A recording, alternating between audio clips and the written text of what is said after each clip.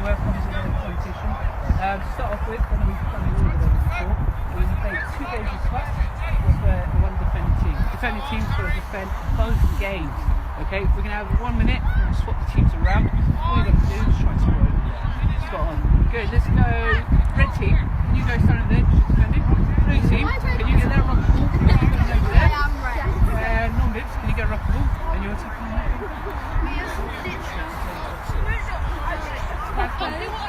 Go over there, go! Over there!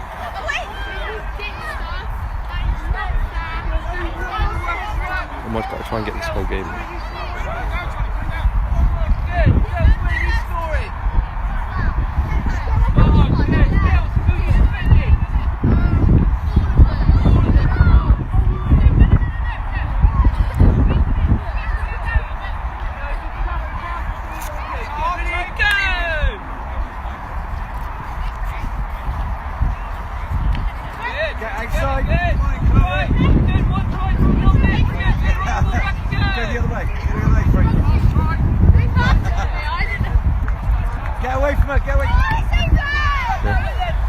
Hello, good evening, welcome to Facebook Live. Thank you very much for taking the time to join us. We're here at North Bristol RFC, home to one of the RFU's Rugby 365 AGP facilities. We're here with the under 13 girls to discuss and demonstrate ways in which we can provide really meaningful competitive playing opportunities for some of our young players. Today we'll be joined by a number of guests from Gloucester CB and from the RFU to talk about and implement and demonstrate ways in which we can provide safe and appropriate opportunities for our youngest players. Thank you for joining us. We hope that you'll find this content really interesting. Please don't forget to like and share this post, as well as pop your comments in the sections below, and we'll tackle them on the spot. First of all, what I'd like to do, and we'll get back to the practical in a minute, what I'd like to do is introduce our 2 first guests. So I'd like to introduce Tim Ravenscroft, Head of Mini and Youth Rugby for Gloucestershire CB, and Neil Loader, one of the Rugby Football Union's Rugby Development Officers. Good evening, how are you doing? Yeah, not so bad. Thanks for taking the time to join us. Outline what we've got going on behind us. Yeah, so this is North Bristol under 13 girls. Normally train this evening. We've seen some guest coaches from the CRCs in this evening, so trying to get some sort of competitive content effectively into some of their coaching. So, yeah, as you can see. Fantastic, thanks for that. And Tim, outline your role. Tell us why we're here and why Gloucester CB are trying to shake up what competitive opportunities look like for young people in the county. So I'm Secretary Head for Mini Youth Rugby in Gloucestershire. So that effectively means I am kind of the club rep on the Gloucester CB committees. My role is to try and sort of grow and enable as best as possible mini and youth rugby in Gloucestershire. So all the way from 7s up to 18s. Lots of issues and things to do with in amongst that. Being in post for 6 months, learning lots, and really picking up, the areas that we want to look at. One of the themes in Gloucester right now is clearly competitive content. We've made some interesting decisions with regards to our traditional cup competitions. Do you want to cover them now? Yeah. Okay. So our competitive offer, should we say, to the players, probably in two groups. Minis, traditional festivals. They stayed intact. They've always been really sort of child-centred, kid-centred, and we've got a great volunteer called Leslie Goma who runs those, and she's always run them in very much a kids-first ethos. Great. Fair play awards, certificates at the end of it with kids first badges on, etc. That sort of list sort of the skills they learn here. So that's great. About 12 months ago, Gloucester CB made a decision to, I use the term pause on the competitive offer for 12s and upwards. Okay. So actually what we did was we dragged the 12s back into the festivals. So they still get their focus day when they go to the Gloucester RFU event. So that's a straight festival. 13s and above, as it stands, we press pause. Now the reason behind that really is the balance between providing that competitive opportunity for the kids against the adult behaviours around competition. We saw some unfortunate bits and pieces. What we said is pause it, take a year out. The feedback is that kids are still playing rugby. There's as much rugby, if not more rugby, still being played, and there's a bit of a Brexit split in the county in terms of some want the cuts back, some don't. What we're looking to do next year is trial under 13 formats. We'll probably run a couple of formats, see what works, what doesn't, and try and really focus on the development of it. So you still have a competitive element to it, but it might not look like a cut. Thanks for outlining that. And Neil, I'll come to you. It's right that we start to look at what our competition kind of looks like for the competition organisers up and down the country, but it's right that England Rugby still want competitive young people, right? Yeah, absolutely. We don't want to take away the winning and losing. It's part of the game. So evidently, there's going to be a winner, there's going to be a loser. The opportunities for the players, younger age groups, we have triangular events, if you like. And then there's some festivals also for them, and then there's the walk-through competition as they get older. Yeah, of course. And what Neil's outlining there is the way in which competition formats are kind of structured, that they develop with the motivations of the young people, and things like the National Rugby Survey will help us to discover that, won't it? Yeah, absolutely. So with the National Rugby Survey, getting the responses from the players is helping us, and in tandem with the county, to make sort of more informed decisions on how we go forward with what sort of things to offer to the young players. Yeah, and we've had some fantastic questions come in, and again, if you're joining us late, thanks for taking the time to join us. We're here at North Bristol Rugby Club to look at and describe and outline and demonstrate some ways in which we can provide competitive playing opportunities to our youngest players. We've had some great questions here already, and don't forget to post yours in the post and we'll look to tackle them, target anyone here that you want to, but in preparation for this we had some great questions. So Andy Stevens asked, should we use the word competitive when we're talking about our youngest players or age grade players? And children tell us they want to be competitive, but it's often the competitions that wrap around individualised events that can cause challenges or conflicts within, and that's what things like the age grade competition menu determine what structures are permitted for children of each age group. But what we're going to do, we're going to focus in, we're going to pull out one of the team and talk about what it is they're looking to implement here. So follow me.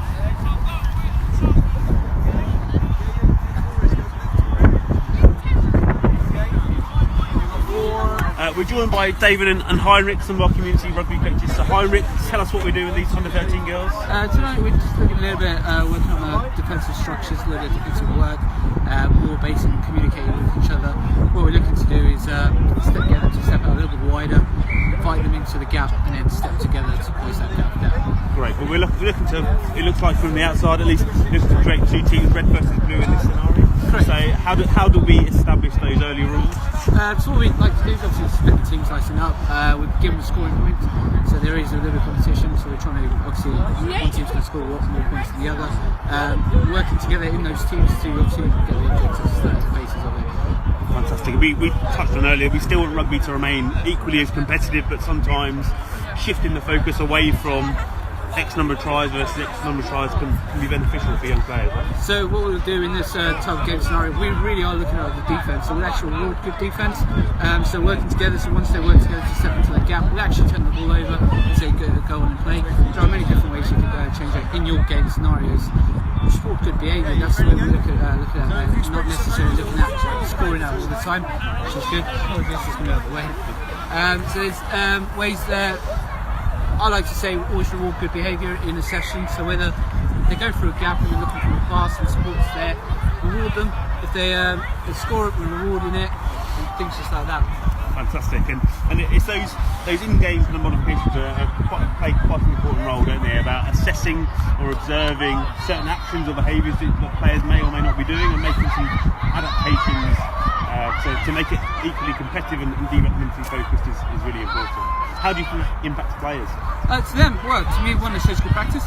So they've seen it if tonight, if two defenders do step in and we do reward them, this is really good. Also, it empowers them to say, look, I'm doing something well, I'm actually getting the ball for my team in a scenario like this. So it's not just, that girl's scoring all the tries, I'm actually doing something during the game that has actually benefited my team. So for me, it's great because it empowers them, and it shows the rest of the team, I'm actually contributing, which is a good way of showing. Good. We'll see you later on. Enjoy the session. Thanks again for joining us tonight. If you've just joined us, we're here at North Bristol RFC. pop your questions in the comments below and we'll do our level best to kind of answer those now. There have been a couple of questions already asked in advance in the build up to this, and we'll look to cover those off now. So Mary, hope you joined us. Thanks for your question. So Mary had a couple of questions, as did David, around kind of grouping and when playing out of age group, playing up and playing down, and particularly in certain periods around academic pressures, how do we support our young players to provide them with competitive and meaning playing opportunities? So it's important here to remember that our position as a national governing body for the sport is that we want under 13s to be playing with under 13s, or we want players to be playing in their correct age groups. Alongside that, we want coaches and match officials to develop some modifications that are required based on their wants and needs at that particular moment in time, and working in collaboration, reducing numbers, or even playing deregulated versions of the game to support players is a really important part. So hopefully we'll go back to the practical in a session, but I'd like to introduce Michael into the role. Good evening, Michael. How are you doing? I'm good. Bit of a chilly one. We were hoping it was going to be warm. I've put my big coat on this evening, but yeah, it's fantastic. Yeah, it's really what a brilliant facility down here. It is. And Michael joins us as Match Official Development Manager for the Rugby Football Union. And Michael, we talked about some of the work our coaches are doing in relation to kind of pre-game and in-game game modifications. Why is it important to involve the match official in those conversations? I think as a referee, you're there as a game manager rather than just a referee. So it's really important you understand what the coaches are trying to do, what the players are trying to do, and clearly you can adapt the way that you referee the game to support that. So if there's something specific they're working on, then it's to really help them do that as well. But without taking away any of the competitive stuff that goes on with it, because we've talked about that, people are clearly concerned about removal of that competitive nature, but I think we can support that still, but enhance what we're doing. And it's having that common understanding of it. That's really important, I think. Yeah, I'd agree. And Michael, you'll be well aware that many of the coaches and match officials, particularly that support the delivery of Quarter Kids First Rugby, are relatively perhaps new to the sport, perhaps new to coaching and match officiating roles. So what advice would you give to them to help them to allow children to facilitate activities? I think, as you started to say to begin with there, is if you go down and you're refereeing the game, is to speak to the coaches before you start the game, to have fully understand what they're trying to achieve, what they've been coaching recently, and also what, if they're going to play more of a deregulated game, what are they looking to play, so that you've got that understanding. We've got the half game rule coming in as well, and referees got a role to play within that, not to watch players on and off the pitch, but just to remind coaches that we're here for the children, and to be player centred around that. And I think that can be really powerful, just dropping that message in. I've had that experience this year already, where I was talking with two coaches who are actually Colts coaches, and the one coach said, we've got 26 players or something, we want them all to play, and it was like, well, we're going to play half a game, they'll all at least get half a game. So you bring it in around that discussion before we start. Absolutely. We're starting to see some really emerging trends around games being broken down into thirds and games evolving over the duration of the match. And as we get to that point where that becomes more common within the rugby landscape, clearly match officials can play a really important part in developing that over time in those conversations in game and pre-game. And as I said, for me it's around managing the game. It's not about just blowing the whistle and refereeing it. It's having some empathy there, getting that continuity going for the players. If they do make a mistake, encourage them still. It's about that learning that's in there. And when they get older and we get up to the adult stuff, well, that's a different game again. And that's the whole point around this, isn't it? It's actually recognising their children and encouraging them to play. And we know when, especially a match is wrapped around a structured competition. So we turn up to a county run festival, for example. We know that whatever is happening on the pitch, often off the pitch activities, people get very emotionally attached to our sport, and rightly so, and it's fantastic, and we want to foster that. But there'll be a point at which it goes beyond and starts to impact children's enjoyment of the game. So how might you recommend? I think that impact can sometimes be focused on the referees, because they're the easy person to criticise when things aren't going right on the field for your team or the opposition. But I think that it's a responsibility of the whole game to appreciate that actually if people on the side are shouting at the referee, that also impacts on the players, because the players can hear what's being said. Not only the referees got a responsibility, the coaches have, the clubs themselves, and clearly the people who are on the side, whether they're parents, whether they're just spectators, they've got a responsibility to understand we're here for the enjoyment as well as the competition. So, if we're thinking about that, let's start with enjoyment. Let's all enjoy it, not just the one side. Absolutely. It seems these under 13s are very much enjoying it, so we're going to get a bit closer to the action. Off you go.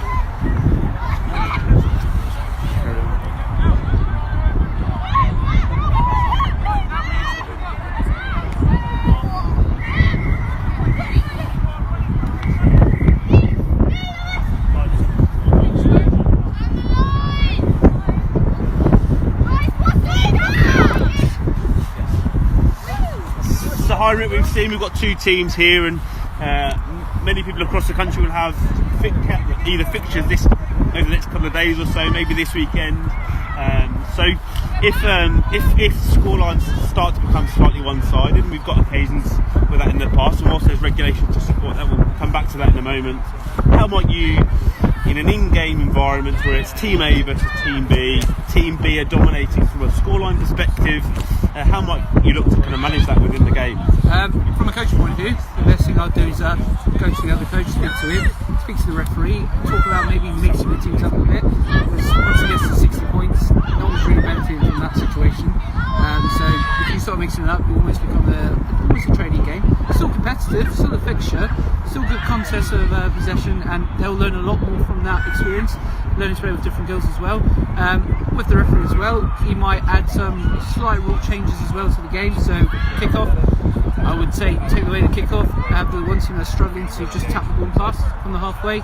It's just an example of adaptation you can do. But to me, it's that communication with the other coach and the referee. There are many things you can do. Speak to each other and don't be afraid to change. Fantastic, thanks. We'll let you get back. Brilliant. Thanks for that. As we alluded to, there are some supporting regulations, and what I would do at this point would be to signpost you to the Regulation 15 in its entirety, and especially the codes of practice which look to bring to life the Regulation 15. I know Ian Hollingworth, thanks for your question earlier in the week, Ian, around is a change required within Regulation 15. When we see on social media particularly kind of relatively high one-sided scorelines, it's safe to say Regulation 15 remains on review and will continue to do that. And what we need to do is ensure that the regulations reflect the principles of age grade rugby, so player-centred, development-driven and competition-supported. So we need to ensure that is underpinned and underpins our approach, as well as helps to bring to life what Cruelty Kids First aims to do. But we also need to recognise there are people implementing regulations on our behalf as a national governing body. So it's those people we need to continue to highlight and challenge, as well as present ways in which they can look to make pre-game and in-game modifications to support the wants and needs of those players. But as I say, Regulation 15 remains on review, and we're really grateful for the feedback you present us with. We're going to let you observe the last couple of minutes of this game, and we'll come back to you in a minute.